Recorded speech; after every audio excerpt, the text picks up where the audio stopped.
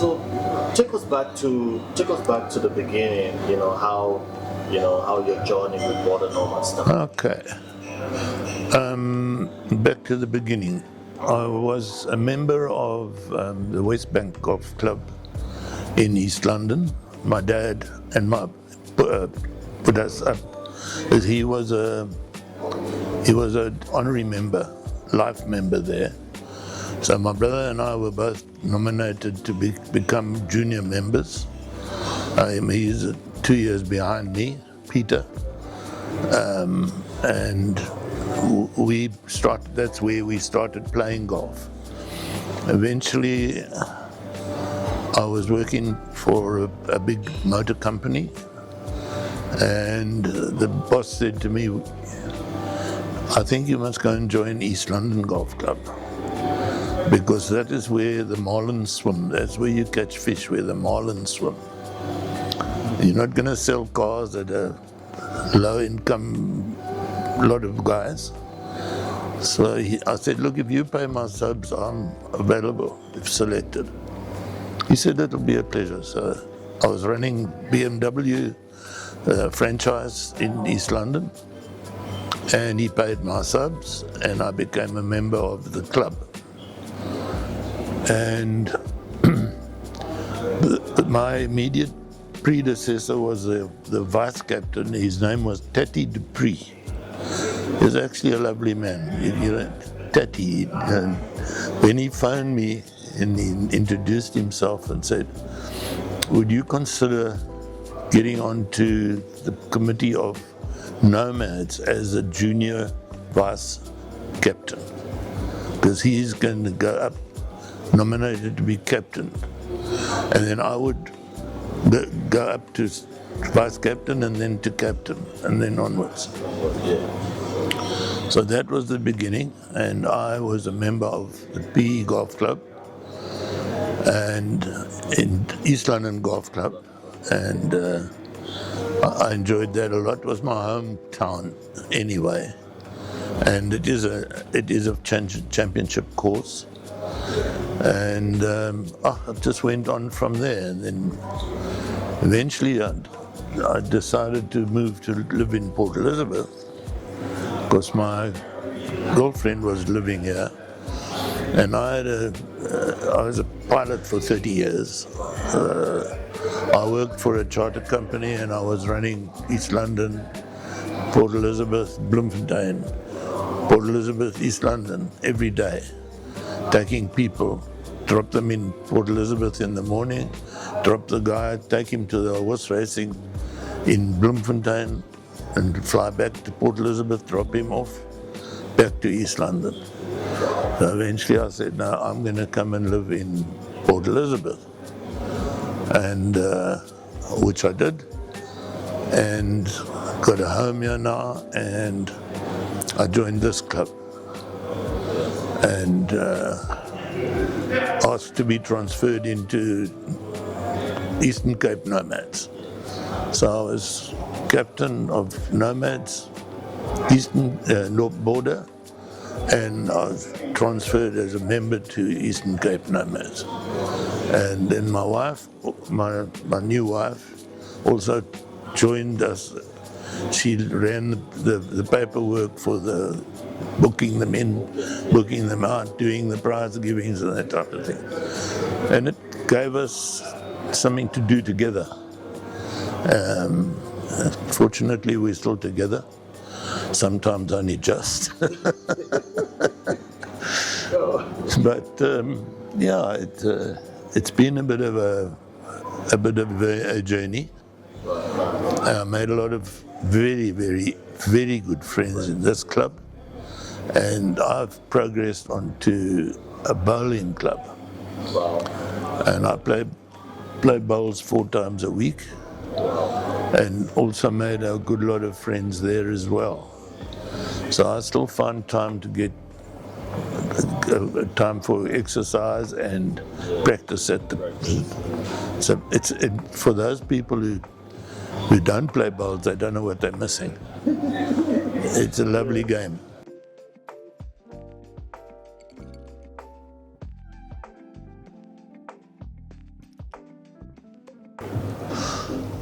I think personally it was an honor to be nominated as a captain. And I think I did the job that I was expected to do, and felt I felt comfortable with everybody. You know, you got people, and sometimes you've got to pass them upwards. Sometimes you've got to move them downwards. But I believe that in putting the right people around you is definitely the success, the recipe for success. You know, when you've got a vice captain, a junior vice captain, secretary, a handicapper, you've got everybody doing their job, and all you're doing is making sure you're giving them those jobs to do. And you know, and what do? It's a non-paying thing. You don't get paid to do it. And you find people look forward to being nominated to do it because they don't want to say, please, can I join? They wait for you to say, would you like to join? And something that comes to mind now is a mistake we made back in East London before I left. Would you like to become a nomad? And a lot of people we sent out leaflets, and they filled them in, and then we got a bit of a new crowd. And along with the new crowd came people that were non-conformists, where they objected to having a tie around their neck. They objected to wearing a uniform in number ones. So, you know, if you want to walk the walk, you must talk the talk. Yeah. And as a result of that, there was a little bit of an element that seeped in. And I'll take full blame for most of it, because a lot of people think they're joining a drinking club, and all they have to do is play 6 games of golf in a year, and you still can be a nomad. And I've had to slow that down. I had to slow that down a lot, which maybe didn't make me that popular, where I've had to reprimand guys taking buckets of beer on their carts and shouting across each one fairway to the other with bad language, and we had to clean that up. And to have your prize giving as a formal meeting with the people after every game, and to make sure that the prize giving, nobody makes too much noise, nobody butts in when they shouldn't. So it's like also being a bit of a headmaster. But that's the things I had to do.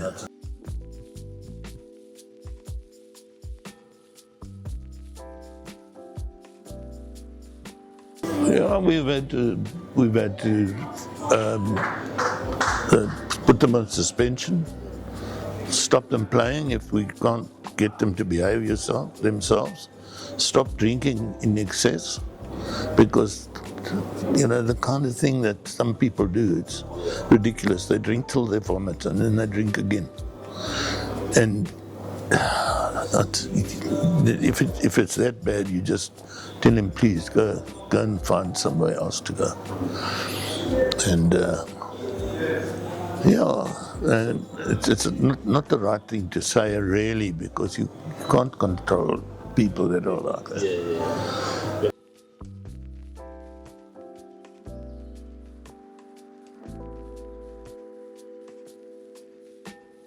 Well, Border Nomads, as I say, I've been away from them for a while. So I don't go to their games or even, but I think I don't know if there's a different culture, but they've got good people, very good people. That's why they're still running at good fields after 50 years. So they're doing it right. I mean, the club is 75 years old in total, I think, now, because the main head is in Johannesburg, Pretoria, up there, and they've got guys there that were still founder members, and they're it's 75 years old already. So you've got a lot of longevity going there, calling the shots and putting the national chairman is the guy who visits all the provinces, and he lays it on exactly how it should be done. And if there's anything not working properly, he changes it, gets rid of it. Yeah. So from a club captain point of view, it's more a personal step than so. Wow. Yeah.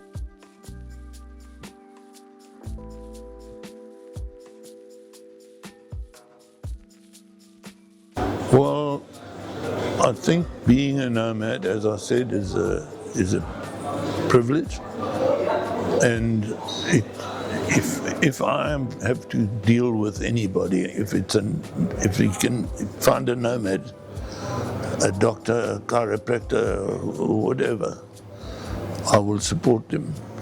And in the meantime, I was also still running my own motor business, doing the flying work for Air Force for 30 years. And, then slowly, I was going to get out of golf, probably 5 years earlier than I did.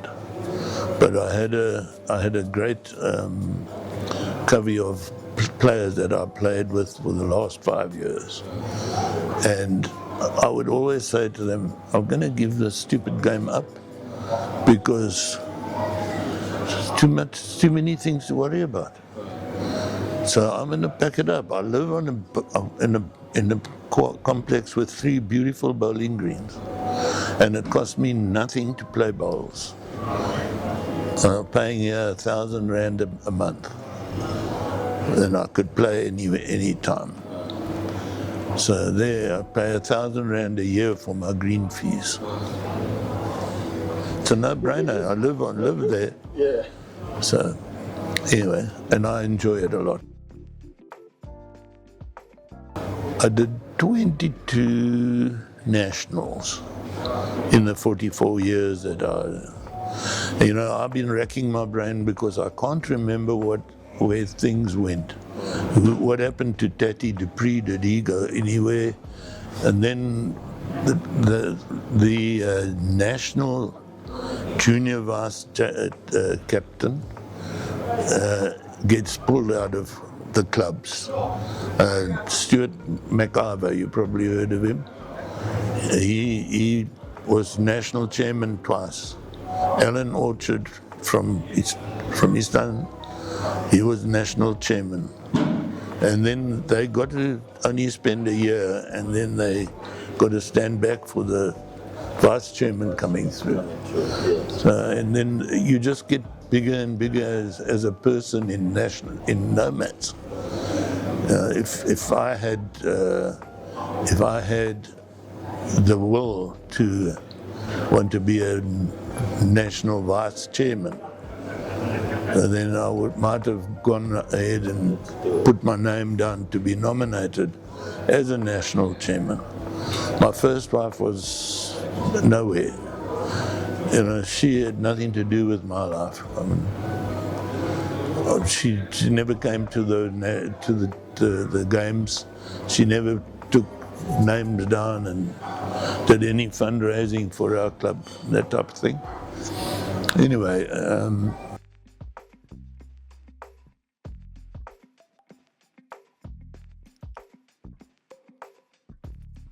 one of my nice successes, unfortunately, it wasn't at East London, it was here. And because I was the nomad, the captain,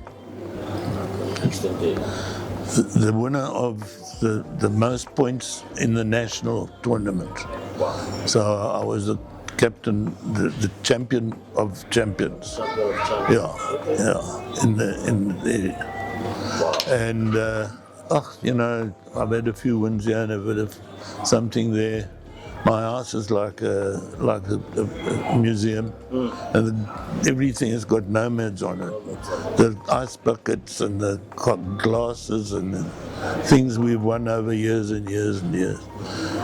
And I cherish all that stuff, and I'm very fond of all of the nomads still, even here and people down there. Peter wanted me to come to the dinner, but I've got problems. I've got pets that I've either got somebody to look after the pets, and the pets are not easy. The parrot bites the guy if he goes anywhere near him. So yeah, coming to that as well, because we were looking at during the anniversaries to bring you guys to East London, not to play but to be there, so that the people that are there right now, the members that are there, could see these are the people that started it. And they're still here, and it's a good encouragement for the people to see that you're still here, you're strong, that they can still carry on to the spirit of nomads. It's an amazing thing that virtually wherever I go here, I could be having dinner. I'll walk in, hey Georgie, how's it? Oh, you remember me? Yeah. And yes, yeah. Anyway, so the more you've been spread around the place, and we play golf at different places. You to meet people. That is what nomads. That's what nomads is about. Camaraderie. The network of the people. You get to meet new people. Encourage the youngsters.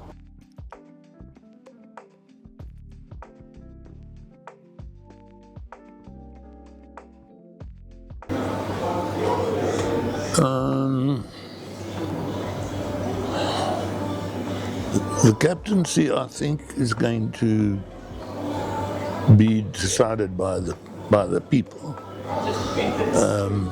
and I think they can continue because it's a money thing as well. You pay, and you distribute what you make and look after the people that haven't got much. And I would envisage if they could put an increase of people wanting to belong to them. So look at the good people that you think are going to be great and invite them in to become nomads. Sometimes there's been times where I've looked at really good guys and say, why don't you become a nomad? Oh no, it's a little bit, play club golf, and then I play this, and then I play that. But nomads is a day out from the morning and to whenever you get home, and that's never the same number. And I get home, what? Is it the time to come home? Yeah. Why? Oh, it's the only one that's still open. Yes.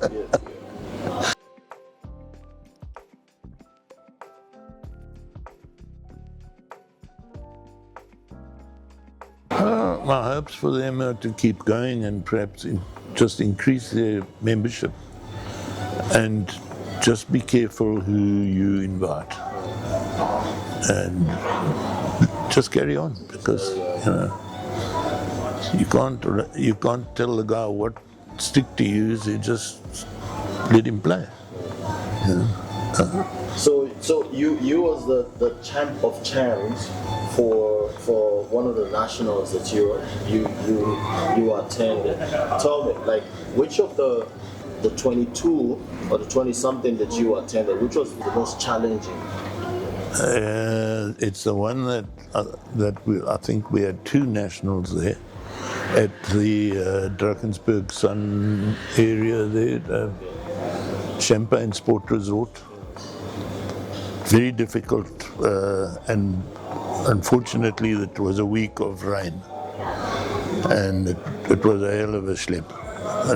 It wasn't that pleasant, but The course was flooded, or the rain was too much. yeah, it was. Yeah, we're so reliant on good weather that you play this game. I've still got guys that say, well, they won't play in the rain, and then when you get here and it's raining, and you say, we're not gonna. Oh, are we gonna play? Yeah, man. It'll stop when you played a couple of holes. So now I've got guys that don't play in the rain. So, but that was and they were far away to travel by road from here to Champagne Sport Resort. So full day's travel there and all the way back again. And the really good ones have been in Durban, and the party ones, Neisner, and Fancourt places like that. Beautiful course. Yeah. And George Town, yeah. That's the best course of the whole lot. Yeah. George is beautiful. Thank you so much, sir. Thank you. Well, It was an honor to interview you. thank you very much. An honor to interview you. Yeah, when the thing came up, I thought, yes, no, I don't know what it's for. But yeah, thank you as well. It's been a pleasure meeting you. Thank you, sir. And I wish you forward good luck with the next guys. And keep sending them the